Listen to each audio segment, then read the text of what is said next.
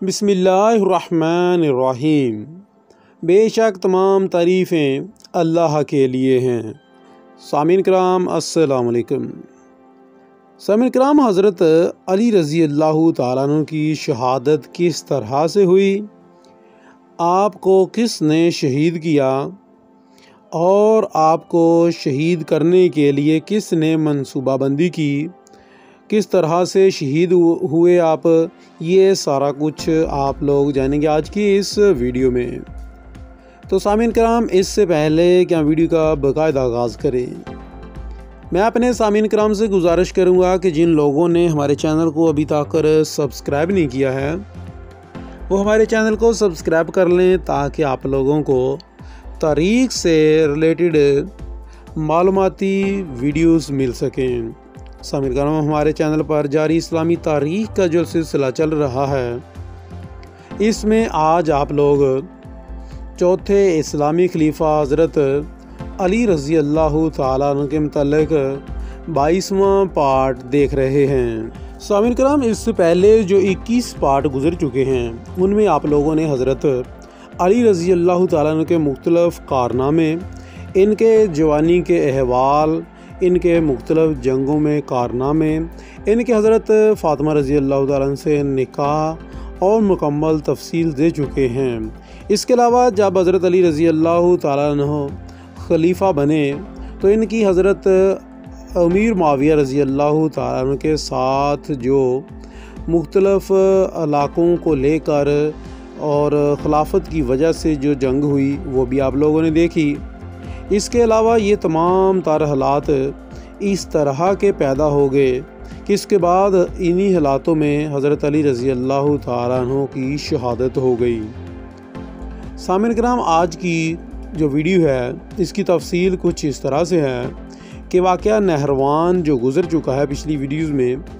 کہ واقعہ نہروان ہوا تھا، ایک جنگ نہروان ہوئی تھی۔ اس کے بعد چند خارجیوں نے حج کے موقع پر جمع ہو کر ملکی حالات پر گفتگو کی، ملکی حالات پر، ملکی جو مسائل چل رہے تھے اس پر بات چیت کی، اس پر بحث و مباحثہ ہوا۔ تو وہاں پر انہوں نے ایک اتفاق رائے سے ایک صلاح کی۔ وہاں پر جو چند خارجی اکٹھے ہوئے تھے انہوں نے ایک صلاح کی کہ جب تک یہ 3 شخص اس روئے اسلام پر ہیں، اس روئے زمین پر ہیں، تب تک اسلامی دنیا کو خانہ جنگیوں سے پاک نہیں کیا جا سکتا، تب تک اسلامی جو ریاست ہے اس میں امن قائم نہیں ہو جائے گا جب تک یہ 3 اشخاص، یہ 3 لوگ زندہ ہیں، جن میں سب سے پہلے حضرت علی رضی اللہ تعالیٰ عنہ، دوسرے نمبر پر حضرت امیر معاویہ رضی اللہ تعالیٰ عنہ اور تیسرے نمبر پر عمرو بن عاص رضی اللہ تعالیٰ عنہ ہیں۔ چنانچہ ناظرین کرام، 3 آدمیوں کے قتل کی تیاریاں کی گئی اور وہاں پر بیٹھنے والے خارجیوں نے آپس میں صلاح کی کہ 3 آدمی جو ہیں وہ منتخب ہوں گے اور یہ تینوں آدمی بیک وقت ایک ہی دن میں ان تینوں کو اس صفحہ ہستی سے مٹا دیں گے، یعنی کہ قتل کر دیں گے۔ تو سامعین کرام، سب سے پہلے عبد الرحمن بن ملجم ہیں، انہوں نے یہ ذمہ داری لی کہ میں حضرت علی رضی اللہ تعالیٰ عنہ کو قتل کروں گا۔ اس کے بعد نزال نے یہ ذمہ داری لی کہ وہ معاویہ رضی اللہ تعالیٰ عنہ کو قتل کریں گے، اور پھر عبداللہ نے یہ ذمہ داری لی کہ وہ عمرو بن عاص رضی اللہ تعالیٰ عنہ کو قتل کریں گے۔ اور سامعین کرام، جب انہوں نے یہ فیصلہ وہاں پر کر لیا، انہوں نے یہ صلاح آپس میں مشورہ کر لیا اور پھر تینوں اپنی اپنی مہم پر روانہ ہو گئے۔ سامعین کرام، جب یہ ان میں سے جو ابن ملجم تھا وہ کوفہ پہنچا اور وہاں پر اس کو ایک عورت تھی جس کا نام قطام تھا۔ اس قطام ایک خوبصورت یہ خارجی عورت تھی اور اس نے ابن جو ملجم تھا اس کے ارادے کو مزید زیادہ مضبوط کیا، مزید زیادہ مستحکم کیا، اس بنا پر کہ وہ اس نے کہا کہ میں تم سے شادی کروں گی اور جو میرا حق مہر ہوگا وہ یہ ہوگا کہ میرے حق مہر میں تم حضرت علی رضی اللہ تعالیٰ عنہ کا خون بہاؤ گے۔ تو سامعین کرام، اس کے لیے 19 رمضان 40 ہجری 660 عیسوی میں تینوں نے ایک ہی روز صبح کے وقت ان تینوں بزرگوں پر حملہ کر دیا۔ تو سامعین کرام، اس وقت امیر معاویہ رضی اللہ تعالیٰ عنہ پر جس نے حملہ کرنا تھا تو وہ امیر معاویہ رضی اللہ تعالیٰ عنہ اس کے حملے سے بچ گئے۔ اسی طرح عمرو بن عاص رضی اللہ تعالیٰ عنہ بھی اس وقت صبح کے لیے نکلے۔ ایک بات یہ کہ ان تینوں نے صبح نماز کے وقت ان تینوں پر حملہ کرنا تھا۔ صبح کے وقت جیسے ہی امیر معاویہ رضی اللہ تعالیٰ نکلے ان پر وار ہوا، لیکن وہ بچ گئے۔ اور اس کے بعد عمرو بن عاص رضی اللہ تعالیٰ عنہ اس دن امامت کے لیے نہیں آئے تھے، ان کی جگہ ایک اور ان کا قائم مقام شخص تھا، وہ آیا تھا، اور وہ عمرو بن عاص رضی اللہ تعالیٰ عنہ کی وجہ سے وہ مارا گیا، وہ قتل ہو گیا، جبکہ جو شخص قتل کرنے کے لیے آیا تھا عمرو بن عاص رضی اللہ تعالیٰ عنہ کو، اس نے قتل عمرو بن عاص رضی اللہ تعالیٰ عنہ کو کرنا تھا، لیکن عمرو بن عاص رضی اللہ تعالیٰ عنہ اس دن نہیں آئے تھے، اس لیے وہ بچ گئے، اور دھوکے میں ایک دوسرا شخص جو ان کی جگہ پر تھا وہ مارا گیا۔ لیکن تیسرے نمبر پر جناب علی مرتضیٰ حضرت علی رضی اللہ تعالیٰ عنہ کی قسمت میں شہادت تھی۔ تو آپ جیسے ہی مسجد میں تشریف لائے تو مسجد صبح کے وقت فجر کے وقت ابن ملجم جو تھا وہ مسجد میں سو رہا تھا۔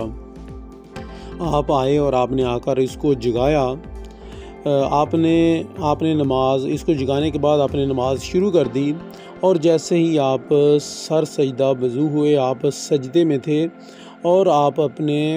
اللہ کے حضور اپنے دل و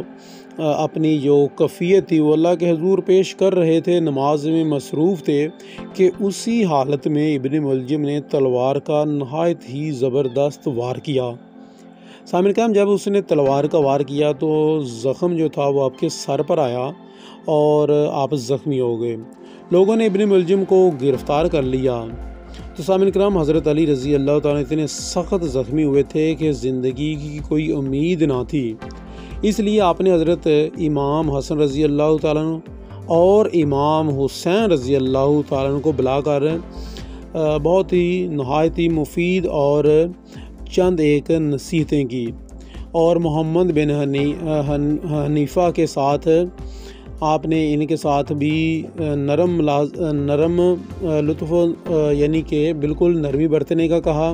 اس کے علاوہ جنداب بن عبداللہ نے عرض کی کہ امیر المومنین، آپ کے بعد ہم لوگ امام حسن کے ہاتھ پر بیعت کر لیں؟ تو آپ نے فرمایا کہ اس کے متعلق میں کچھ نہیں کہنا چاہتا، تم لوگ خود اس کا فیصلہ کرنا، خود جس کو چاہے اس کو طے کر لینا۔ اس کے بعد مختلف وصیتیں کی اور قاتل کے متعلق فرمایا کہ معمولی طور پر قصاص لینا۔ سامعین کرام، جو تلوار تھی ابن ملجم کے پاس وہ زہر آلود تھی، اس کو زہر لگا ہوا تھا، اس لیے زہر جو تھا وہ بہت تیزی کے ساتھ اس کا اثر ہوا، اور یہ زہر حضرت علی رضی اللہ تعالیٰ عنہ کے جسم میں سرایت کر گیا، آپ کے جسم میں بہت تیزی کے ساتھ آپ کے جسم میں داخل ہو گیا، اور آپ اسی روز 20 رمضان 40 ہجری جمعے کی رات آپ اس دنیا فانی کو چھوڑ کر آپ شہید ہو گئے، اور آپ کا جو یہ یعنی کہ فضل و کمال اور اس طرح ہدایت کا جو سرچشمہ تھا، سورج تھا، وہ ہمیشہ کے لیے آپ کا غروب ہو گیا۔ سامعین کرام، حضرت امام حسن رضی اللہ تعالیٰ نے خود اپنے ہاتھ سے آپ کے کفن اور آپ کی جو تجدید تھی اس کا یعنی کہ آپ کفن دفن کا انتظام کیا۔ نماز جنازہ میں 4 تکبیروں کی بجائے 5 تکبیریں کی گئی۔ حضرت حسن رضی اللہ تعالیٰ عنہ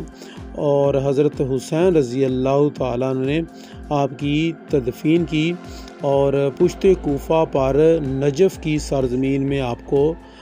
دفن کیا گیا۔ سامعین کرام، یہ تھی حضرت علی رضی اللہ تعالیٰ عنہ کی شہادت۔ تو سامعین کرام، ابھی انشاءاللہ آپ ہماری اگلی ویڈیو میں دیکھیں گے کہ آپ نے خلافت کے نظام کو کس طرح سے چلایا تھا، ملکی نظام کے متعلق آپ کی کیا رائے تھی اور کس طرح سے آپ نے ملکی نظام کو چلایا تھا۔ تو تب تک کے لیے سامعین کرام اجازت چاہتا ہوں، دعاؤں میں یاد رکھیے گا۔ اللہ نگہبان۔